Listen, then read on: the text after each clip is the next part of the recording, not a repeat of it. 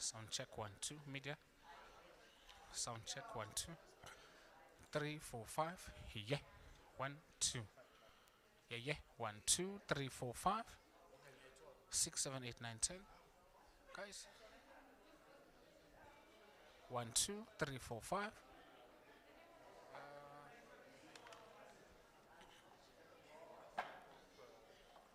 1 2 3 4 5. Are you getting a sound?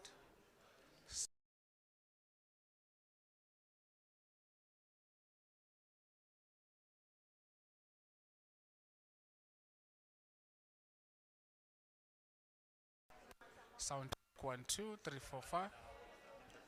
1 2. Okay, go to mic. 1 2 3 is 2. Is it distorting? 1 2 3 4 5. Okay, let me check your channel. Which channel are you? That's it. Channel 1. But is it left and right? Huh? 1 2.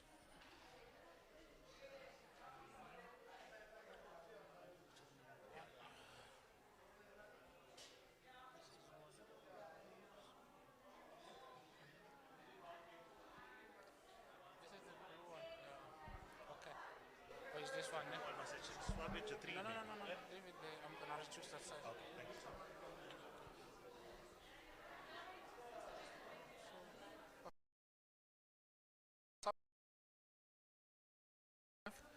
Let's make sure. Not last minute.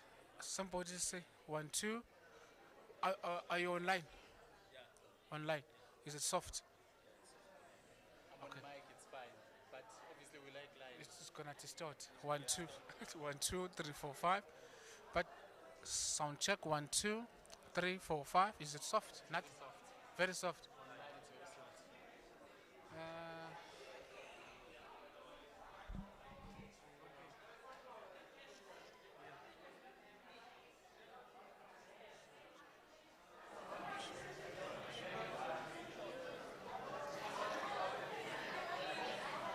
Sound check 1 2 3 4 5. Sound check 1 2. It's much better. Sound check 1 2. So this guy must stay online. 1 2 3 4 5. Now is it better? 1 2 3 4 5. Sound check 1 2. It's too high now. You are on mic. See, now I'm all the way down here. You are on mic. Go to line. Go back because I increase it there. 1 2 3 4 5.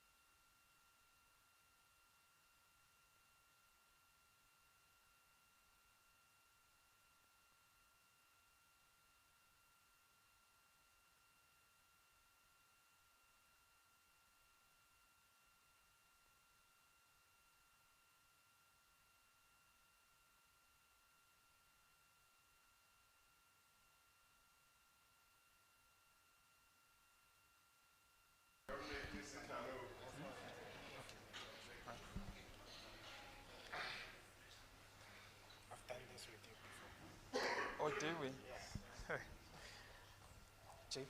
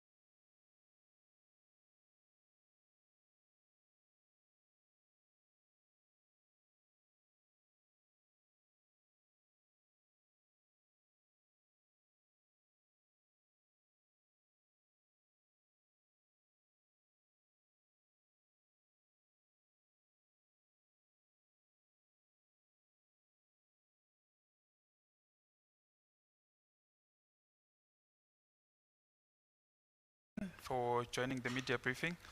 Um, we will not do any remarks at this point. Chief Justice said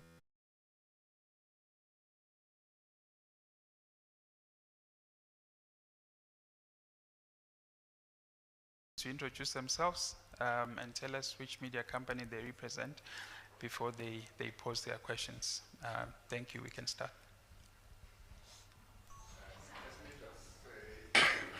That I'm very grateful to the colleagues here at the table with me. I'm also grateful to other colleagues who are here, both heads of courts in the Superior Court as well as heads of courts in the lower judiciary who are here. I did ask that some be here so that if there are questions that relate to the lower judiciary, they can also be part of this and they can assist with dealing with those issues. So thank you very much to everybody for being here. But I must say that I see more judicial officers and OCJ staff than media. But nobody must think that the Chief Justice decided to fill up the room with judges and magistrates so that the questions would be favorable. Okay, thank you. Thanks. We'll just do one question at a time, please. Thank you. It's Kanima Panga from SABC News. The question is really for the JP of the Gauteng Division, Judge President Mlambo. Just for reporting purposes, if you go beyond the figures and try to explain in the overview of this current year as to what could be cited for the failure to reach that target of finalizing those matters, the criminal matters in the division, what would you attribute that to? And then, of course, I do have a selfish question. I've been covering a number of the judicial conduct tribunals and some of the complaints. We know that a number of those judges did come from the Gauteng division. Has that had an impact on the performance of the judicial functions, as well as the perception or public confidence in that particular division when performing your judicial functions? Thank you. Let me start with the last question. The judges who've been suspended because they are in the Judicial Conduct Committee have been replaced by acting judges. But that's acting judges. They don't have the level of expertise and experience of those permanent judges who are out there. So the impact is not that big, but it is there. The elephant in the room about the first question you asked about why we failed to finalize those criminal matters as well as close up all those backlog matters. If you had time and profiled all those cases, you'll find that it's not cases that involve one or two people. They involve a lot of people. Sometimes, I mean, there's a trial that was finished by Acting Judge Magamu. It had 11 accused people. It took him 5 years to finalize it. during the process, accused people and the lawyers have established tactics that ensure that the court does not finalize the case or does become productive in terms of ensuring the trial proceeds to its finality. So that's the major reason why in Gauteng in particular, because in the roles of the two courts, you have a lot of those cases that involve multiple accused. And they employ those tactics very effectively. And as judges, we are powerless to try and force them to say, no, I'm not going to allow that. We must run with this, we must run with this. So that's the major reason. It's not that judges are not there. Judges are there, they are available, they are ready and able and willing to sit, but they are prevented from running with these trials because of that. Thank you, JP. Mbegazeli. Thank you. Thank you. My name is Mbegazeli Benjamin, and I come from Judges Matter. Thank you, first of all, Chief Justice, and to all the judges present for the wonderful performance that comes out of the report. Surprisingly, a lot of the questions that I had were answered in your address, Chief Justice, so thank you.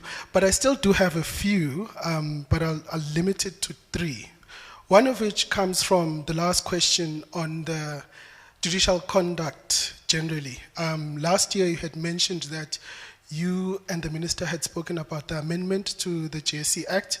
So could you maybe give us an update on how far you are when it comes to that? But also, Section 10 of the JSC Act requires that the Judicial Conduct Committee report on the number of cases filed, how many have been finalized, how many are still pending, and all the details of the operations of the conduct system. That report is missing from this report you delivered today. I don't think it has ever been delivered in the 10 years since the JSC Act, a lot more. So maybe could you give us an update on where that report is? The last one is on acting judges, which Judge Mlambo has touched on. In Gauteng, they use a whole lot of acting judges. And from the rationalization report by Justice Museneke, there's a whole lot of acting judges being used in the system. There are 2 issues with that. One is that there is a crucial need for more judges. So the question is there engagement with that rationalization process at a more qualitative level? There is some engagement in terms of submissions being made, but is the judiciary meeting with that process? Because ultimately it's supposed to lead to more judges. The last point is on the policy for acting judges. That has been a concern, particularly from the legal profession, that the process of appointing acting judges is opaque, it's transparent, open to abuse. So is there a policy that is in the development phase, and how far that policy is? Thank you. Thank you. I will answer 3, and then there is, I think, one that you said you related to Gauteng. Is that right? Okay, I'll answer the ones that I thought were not confined to Gauteng. About the amendments to the Judicial Service Commission Act that, if passed, should solve this problem of backlogs with regard to judicial conduct complaints. There hasn't been any interaction or discussion between myself and the minister after I sent him the proposals, other than a casual discussion at the JSC. Well, I think that it wasn't last year, it would have been earlier this year when I announced that I had sent that proposal for amendments. We had identified that the solution to the backlogs is to expand the pool of judges who deal with judicial conduct complaints.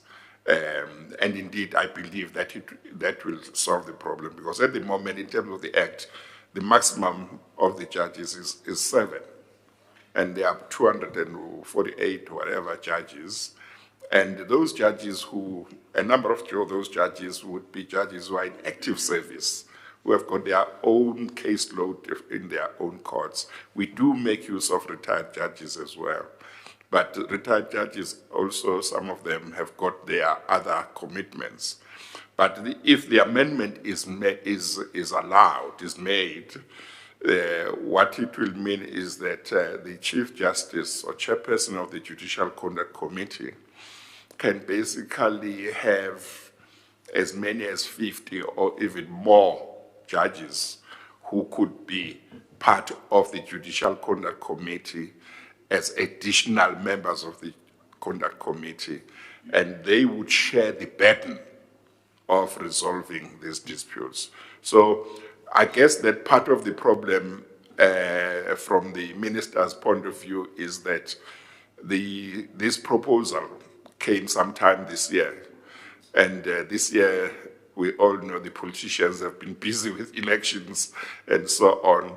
So I will raise the issue with the new minister so that they can take a view whether they are going along with the proposal or not. And if they go along, it shouldn't really take too long before that kind of amendment can be passed by Parliament, because it would be non-controversial, really. So that is that. About the judicial conduct reports in the Annual Judiciary Report, one, let me say that there may be something in the report, but not much in relation to the Judicial Conduct Committee. But that is because I think some time back it was decided, and I don't know if it was me, but it may have been me, decided that the proper place for that information, for that report, is not on the Annual Judiciary Report, but it's on the JSC report, because the JSC is required by law to submit an annual report to Parliament about its activities. And of course, the Judicial Conduct Committee falls under the JSC. So actually, I was given last week the latest draft of the JSC report. So it should contain that, this matter information about the JCC. I know that you were here last year, and I think you were here the other year. There was a concern raised by somebody, I don't know if it was, I think one of the journalists, that the information that is given, I think in the JSC report about these judicial conduct matters is not adequate. And I think I had indicated that there is no reason why we can't give more information. So I will have a look at the draft and see whether it has enough information. So that's what I can say about the JSC reports, judicial conduct reports. And then about the policy on acting appointments. There was some delay sometime last year and early this year, but ultimately the judiciary did go back to the minister and made comments on the proposals that he had made. So we finalized the issue of comments on the policy that he had prepared and suggested. We were now waiting for him to indicate which ones he has accepted, which ones he hasn't accepted. But by and large, there was nothing seriously controversial in what the minister had proposed. So it may be that now that he's no longer in the Ministry of Justice, there's a new minister. It might take some time before the new minister is familiar. But at some stage, before the end of the year, I would expect that it would be out. JP of the biggest division in the country, maybe I was wrong to think there was a question that was directed at you. But you will speak for yourself. Thank you, CJ. I was trying to check if JP Tlaletse could answer Yeah. the question about engagement with the committee, because we collaborated in terms of preparing a response. Thank you. Okay, thank you. Thank you, Chief Justice and colleagues. We have seen the report of the Rationalization Committee, phase 2 thereof. We have drafted our report that we sent. We take issues with the recommendations that have been made in that report. The fundamental difficulty that we have is that the whole process is driven by the executive. It would have been better if the judiciary on its own is the one that drives the rationalization process. There are issues relating to recesses that they should be done away with on the basis that it's a relic of our colonial past. And what is an anomaly is the Constitutional Court is not a relic of our colonial past. It came in the new constitution, with the new constitution. So there are several issues that we have taken up with the committee. We've called for a meeting to meet them so that we can iron out whatever differences are there. But as I say, fundamentally, focus should be on institutional independence of the judiciary, and the rest can then fall in place once the judiciary takes its active role on these matters. That will also include the budgetary issues. Maybe there will be a question later on that. Let me not go beyond that. Thank you. CJ, let me just add to that. Thanks, JP Tlaletse. I think one fundamental issue we take issue with in the interim report is, especially in Gauteng, when we made our submission, we gave the committee a lot of data about why we're using so many acting judges, and we believe we motivated why we needed, at this stage, not less than 20 additional judges to deal with the work. To our disappointment, the committee didn't deal with that data. They sent a template to all court managers to fill, and they are using the information that came out of that template process to file this report. But one major recommendation they are making is, instead of appointing new judges, they are saying we need to develop an IT tool that determines the weighting of the work that comes to the courts before they can decide whether we need to appoint more judges or not. And we've criticized that. Thank you. Now, if there are more questions, I'll direct them to my colleagues. So you can ask, now you can ask difficult questions.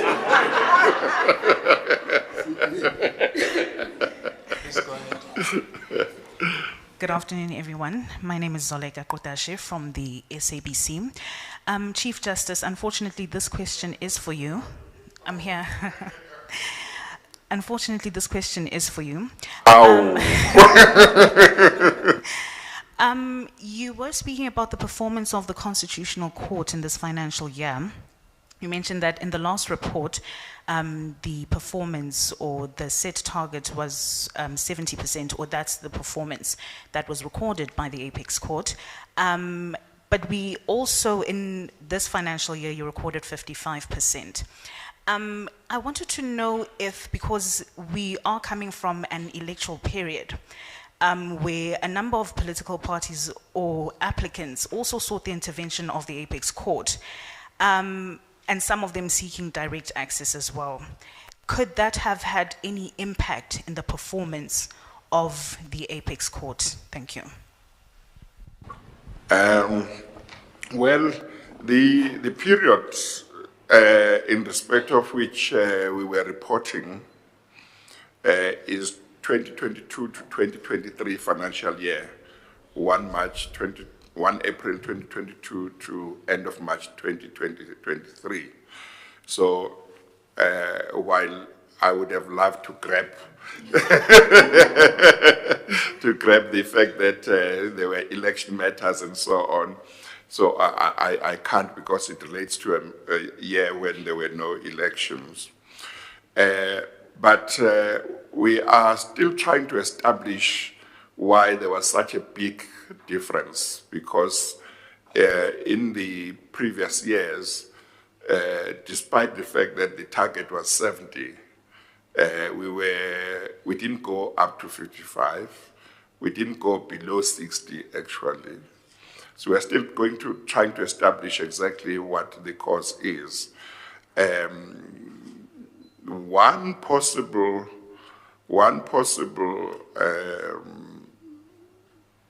explanation, but I say nothing about its merits, might be cases that might be the rescission applications, because from a certain time we began to have a lot of rescission applications in the constitutional court. But I'm just thinking, so we are still investigating as to what happened. But we take responsibility for our performance. Where we did not do well, we accept that we did not do well. And we want to see why we didn't do well. But when people look at the year when we didn't do well, they must also think about the years where we did very well.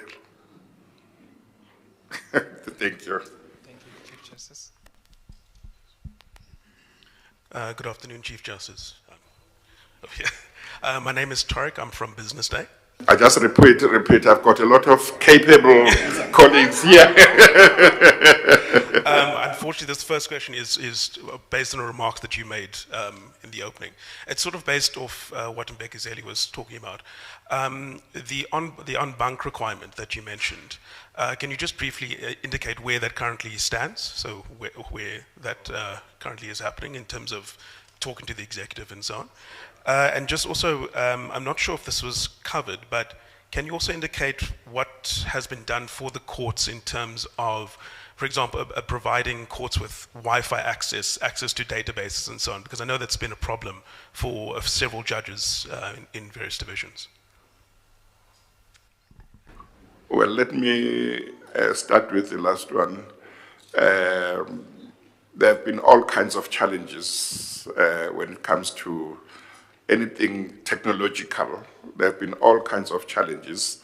Wi-Fi you would find, but sometimes there are challenges relating to it, and you're not sure today it seems to be working, tomorrow it's not working. But the experiences of different courts are not the same.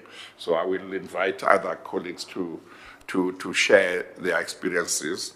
With regard to the N-Bank issue,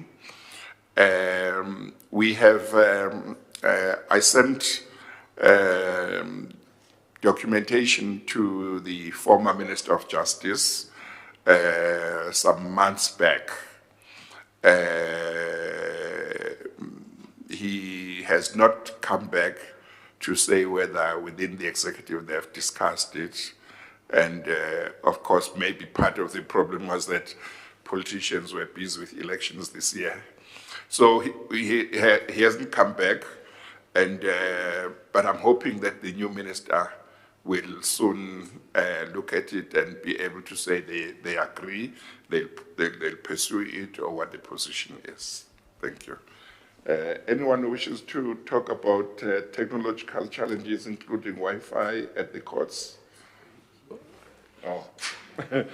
Oh, you see, he's retaliating because you pointed at him last time. Now he's pointing at you. Well, everybody will get a chance. Thank you, Chief Justice. I think the Wi-Fi access issues are a thing of the past.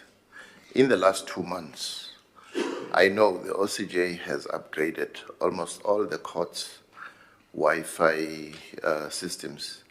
I can give you an example with the Supreme Court of Appeal. I think they were on 10 megabits per second. They are now on 80, if not 50. I think it's 50. Yeah, they're on 50 megabits per second, and that has improved. So, and those upgrades didn't come cheap. That's why we had to wait. But with those upgrades happening, it has given us the confidence to roll out court online and case lines, which we are rolling out more in earnest. And that will also add to the efficiencies of the courts. So, and in any way, I'm talking about court-based Wi-Fi access. The OCJ also refunds judges when they use their own Wi-Fi tools or Wi-Fi access. So I don't think it would be correct for anyone to still complain about that in this day and age. CJ, can I go back to a question that Mr. Benjamin asked? I wonder whether you could just keep it at the back of your mind and don't forget about it, because I would like to also give maybe colleagues in the lower judiciary and others to say something about technological challenges, if any, Wi-Fi, whether they also have no problem now and so on. But also other colleagues who might wish to say something. JP from the Kingdom. Do you want to say something? I can, CJ, just on the court, the inefficiencies, Yeah. particularly about the backlog in criminal matters, because Gauteng was not the only one that did not meet their target. I'll just make a quick example. For instance, in Durban, High Court, we have got 4 criminal matters, 4 criminal courts, but we have 2 long trials, the Gumede, the Del Vecchio. So those 2 courts are fully occupied by those 2 judges for various sessions. That makes the court to function with only 2 other courts to deal with incoming matters. And that is just not only Durban, if you go all over. So the difficulty is we have long trials and they are still coming. And we have fewer courts and fewer judges. So this backlog of criminal matters with these budgetary cuts, because we've now been told we have to reduce circuit courts because of the cuts. So it's going to just be more and more. So I just want to touch base on the criminal backlogs. Thank you.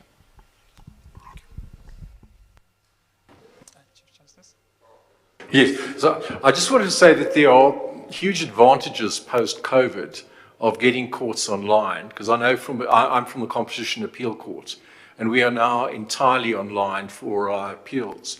So it saves on judges having to travel from another centre to come to a centre to hear a case, saves on hotel expenses, and everybody has access to it. So it works very well. We haven't experienced any problems. You know, occasionally there will be, because of load shedding, people will lose that, but it would have been a problem at the court in any event. Thank you. Colleagues, is there anyone who wants to say anything about technology, Wi-Fi? Yes, CJ, if I can say this Yeah. on behalf of the lower court judiciary. Yeah. We are also facing the same problem regarding the availability of Wi-Fi. We have raised the issue with the Department of Justice and Constitutional Development. It has been an ongoing discussion, but we hope that one day the issue will be addressed. Okay. Thank you, Mbomvu. Lindo, I'm sorry I'm taking over. Thank you, CJ. Thank you, CJ. We also, on behalf of the lower court judiciary, wish you all the best as you will be retiring. We thank you for all the services. And we also wish the incoming CJ all the best too. And we also thank all the JPs, all the judges, the manner in which they deal with things. They actually teach us a lot in their judgments and everything. In our reviews, we get a lot of lessons that come from them, and we really appreciate it. Regarding the Wi-Fi, well, I agree with my colleague here of what he has said so far, but the department has also given us an option of not only relying on what they are installing in our courts. So they issued a circular where a magistrate can actually purchase the modem, data modem, up to 500 gigs in order to deal with whatever he might have a problem with regarding the internet connectivity. So the magistrates are allowed to do that, to purchase that, and then they are being reimbursed on monthly basis. So such that there is a lot of technology advancement in various courts, we now engage other stakeholders, like for instance the prisons, to have the postponements through using those Wi-Fi's, virtual hearings, and all other things, and even the interpreters from other places and witnesses from other places. In our recent meeting, we even engaged the department to make sure that maybe in each and every court, the court manager should be well equipped with everything, so that when a witness or maybe when an interpreter wishes to go and interpret somewhere else at the court where there is no interpreter, can simply go to that court manager's office and be connected virtually. And all this is possible through these advantages that we have been given regarding the 500 rands reimbursement scheme for the department. Thank you. Thank you very much. May I go back to the JP? Then Linda will take over after that. Thank you, CJ. I think the issue of the IT environment in the lower courts has been a problem. RCP Judge knows because he sits in Jade.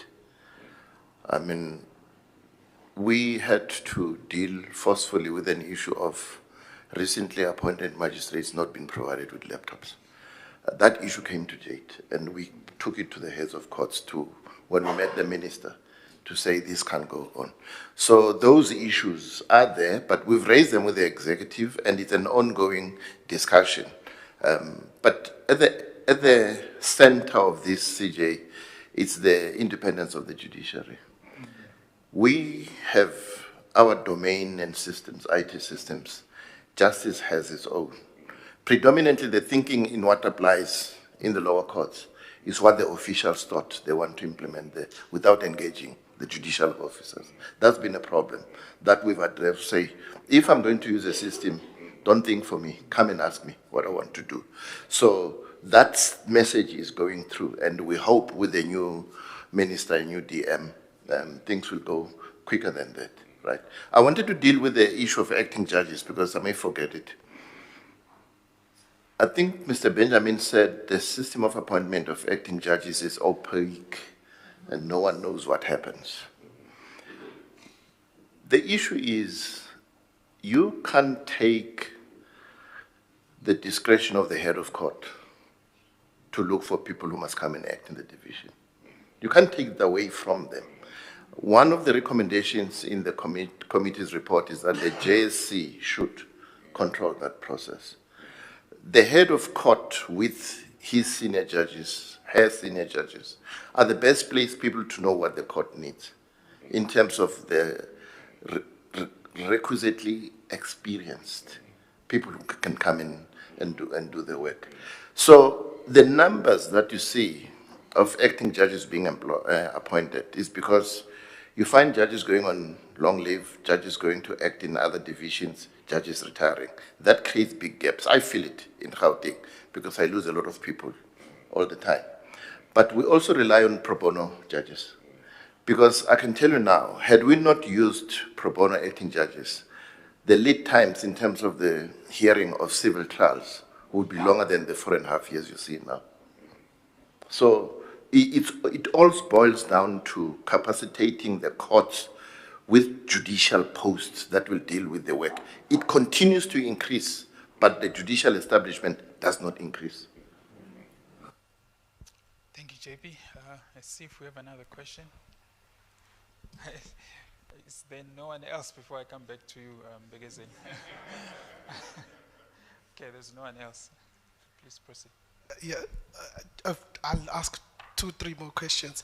But the report that we have this year is good in terms of what it tells us, but there's a lot of information that we are really not told, which we were told last year, which is an explanation for why there was underperformance. I know you mentioned some of it in your presentation, and it's included in the report. But one of the good things about last year's report is that it told us at each court what is the cause of the underperformance. And so I ask this because in the lower court section of the report, we are told up to quite detailed about the case flow blockages on what are the causes. So the question is, why is there such a discrepancy between what the lower courts report versus what the superior courts report? And maybe you can clarify that. And then the second question, Chief Justice. Is it fine if I quickly answer that? If I may, you'll be given a chance before I forget. You see, the address that I delivered did not purport to contain everything that's in the report. So, to the extent that I might not, in that address, have covered certain things, you might find that those things are in the report, in the report. But of course, it may well be that you are able to say that because you have looked at the report and you didn't find those things. The idea, as far as I'm concerned, should have been to reflect, as was done last year, for each court, because the explanations are not always the same, or they are not supposed to be the same all the time.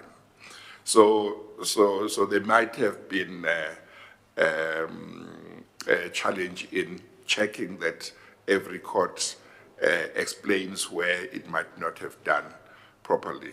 So it's a pity the Chief Justice designate is not here so that she could make sure the next one improves on that. Thank you. So that was the question for the Judicial Accountability Committee, not for you, Chief Justice. Now, the question for you, the question for you, Chief Justice, at your interview in February of 2022, you undertook that you will work to develop a policy on an anti-sexual harassment policy for the judiciary. It's now a month before you leave. That policy has not yet been published publicly. So could you give us an update on that?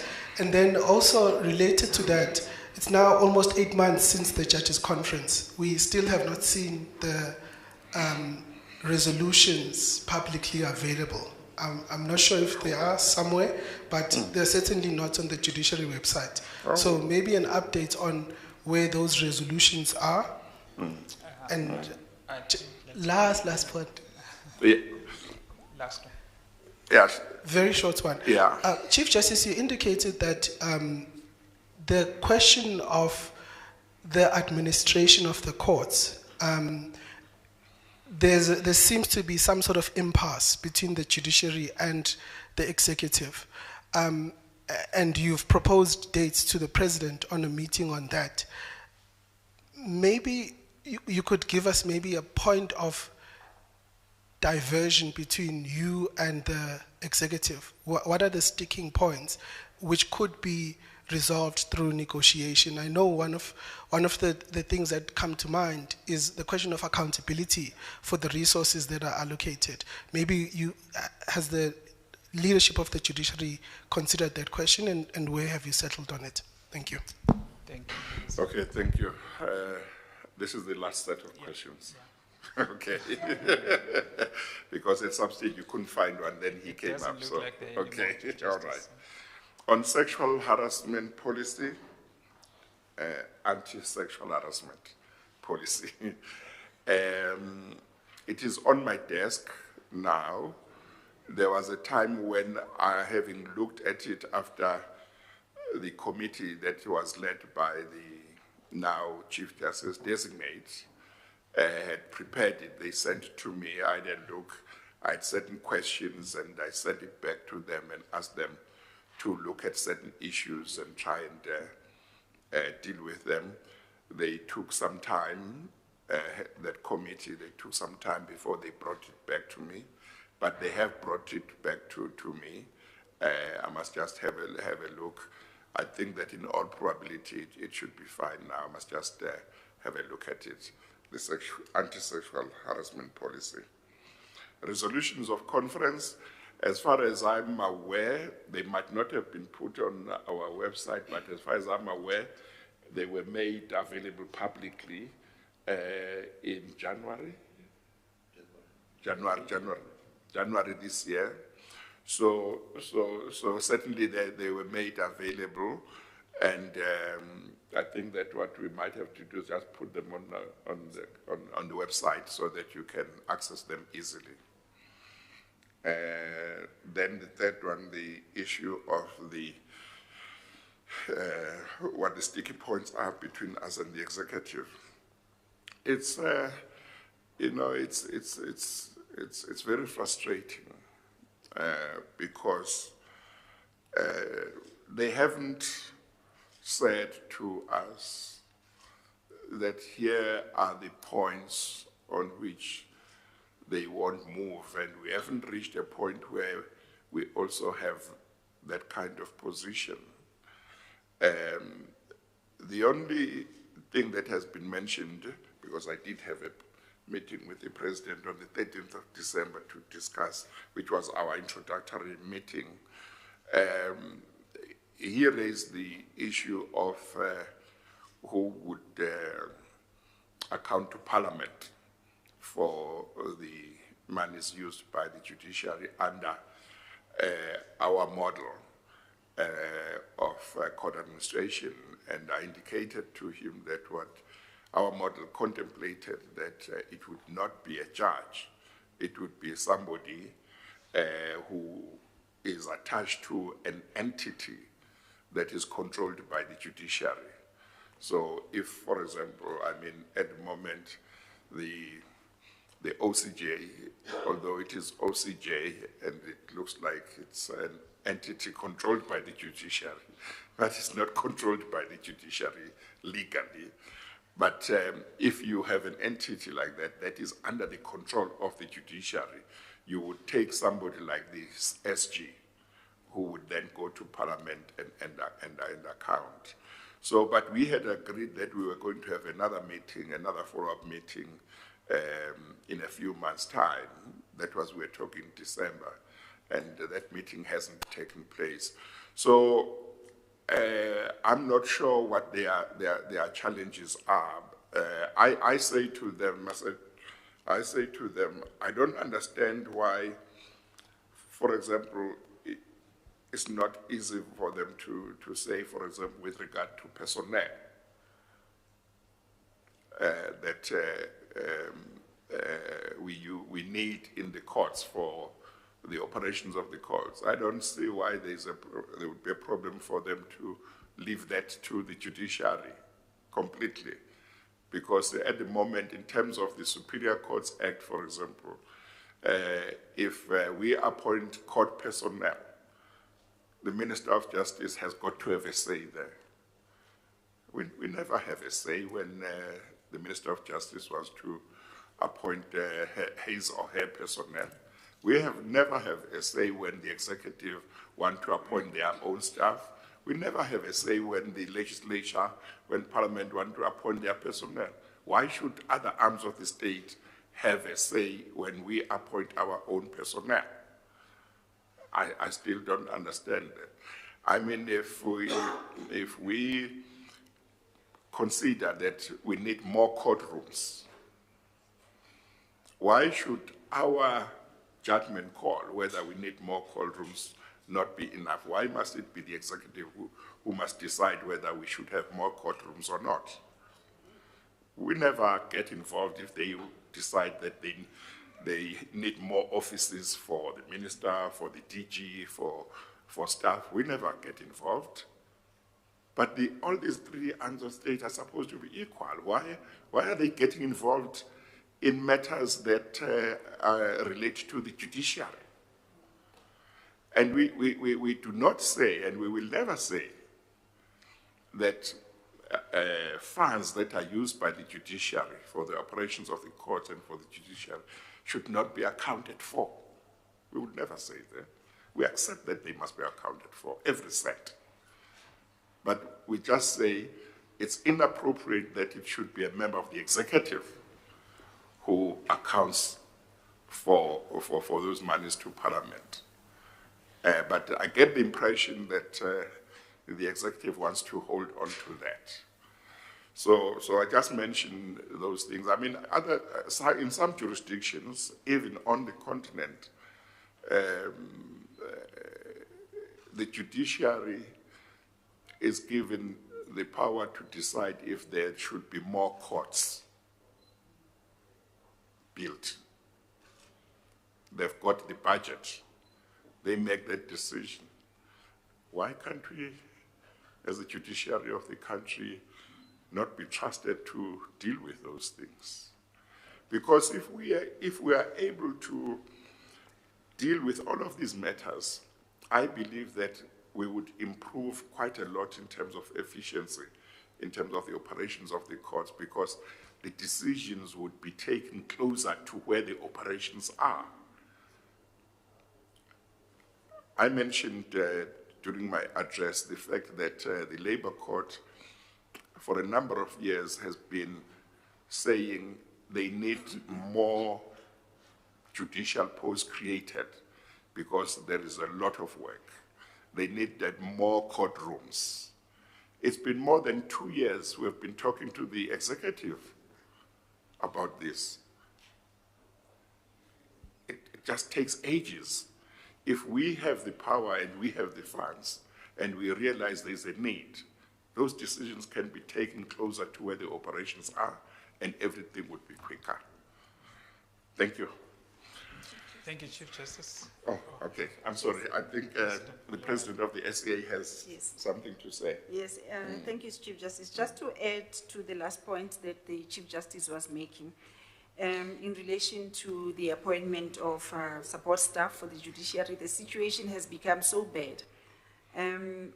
Some of you might recall that at my interview for the president position, I lamented the fact that the SCA does not have sufficient researchers. The staff complement of researchers was 6 at some point, which is quite inadequate. We need at least triple that, I think. And something that was quite disconcerting was that when some of those researchers resigned and left the court, we were waiting for the positions to be advertised, and the positions were not being advertised. Sometimes the positions were being advertised but not being filled, only to discover later that actually the positions had been frozen. So whereas you had on the staff establishment 6 researchers, if 2 resigned, then those positions became frozen, meaning that the court had to, operate with 4 or sometimes 3 researchers, which is quite untenable. So we all think that the solution is full institutional independence, which is something that a challenge that we are still trying to resolve. Thank you. Yes, sure. May I add to what the Chief Justice and the President have said? We shouldn't be too optimistic about the reports that we are going to get going forward. You will recall that the judiciary complained that the budget, which was determined by the executive for the judiciary, the previous financial year was reduced. Towards the end of the financial year, spending on that budget was suspended. Accounts were not being paid. Coming in the new financial year budget, there were lots of accruals which had to be paid, which is a further reduction of the current financial year budget. There has been now a process of the MTF, Medium-Term Expenditure Framework, and when we look at it, you'll realize that the actual spending for the previous financial year does not find itself into this MTF process. What is projected is far lower than the previous financial year. We've got committed items like leases that actually for a lease, say for motor vehicles for the charges, is going to cost you this much. But now they want you to budget or make a provision less than the actual commitments. So going forward, it's going to be difficult. There are red lights flashing, and I'm not sure that we'll ever achieve. These are the hindrances and challenges that we are going to face when we do our own work. And the reporting, as I say, is not going to be. Once again, the answer is For the judiciary, let the judiciary decide what it wants, how much it wants, and how it spends that budget. Thank you, Chief Justice. Thank you. And let me just add, talking about budget cuts and so on. We have spoken publicly about budget cuts and austerity measures that have been imposed on the judiciary and the courts by the executive from towards end of last year. And these budget cuts and austerity measures, these decisions were taken by the executive unilaterally. Nobody from the executive ever spoke to me as the Chief Justice to say, we are contemplating budget cuts and austerity measures because of A, B, C, D. Let's have a meeting to see what can be done and what the position would be with the courts, with the judiciary. Nobody ever did that. Previously, there was a time when the executive contemplated budget cuts which could affect the judiciary during President Zuma's time. And there was a meeting of all of the heads of all three arms of state that was called by President Zuma to discuss in advance, to say there is this problem. In what way can you, as the judiciary, contribute to saving costs? It was as a result of that meeting, for example, that subsequently heads of court discussed among themselves and discussed with judges in their divisions, and an agreement was reached in terms of which judges, for example, undertook that for a certain period of time, they would not order cars, official cars that would be on the expensive side. Actually, the judiciary during that time even said, despite the fact that when we go to certain functions, we are entitled to be accompanied by our spouses or partners, for a certain period, we'll go alone as our contribution to saving costs. I think there were other measures that the judiciary came up with. But this time, the judiciary was not consulted. I wrote to the president and raised this issue that the judiciary was not consulted about these budget cuts, as well as these austerity measures. And I asked for a meeting that would involve the judiciary, as well as the president and the Minister of Finance and the Minister of Public Service and Administration, because he or she gets involved, and the Minister of Justice. That meeting has never taken place. I've received correspondence from the president that says he discussed the matter with the Minister of Finance, and the Minister of Finance has responded. I'm not aware of any response that has come to me. I don't know whether there is a response that went to the Secretary General of the Office of the Chief Justice. But the meeting that I wanted, where we would discuss these issues properly, has not happened. So it is important that the public should know that when we might not be performing the way we would like to perform in regard to certain areas, we work under quite severe constraints because of, among others, the fact that certain decisions lie with the executive. They don't lie with us. And there have been budget cuts. There have been austerity measures. You want to employ a researcher, there's a decision that has been made somewhere by the executive without any consultation that you may not do that.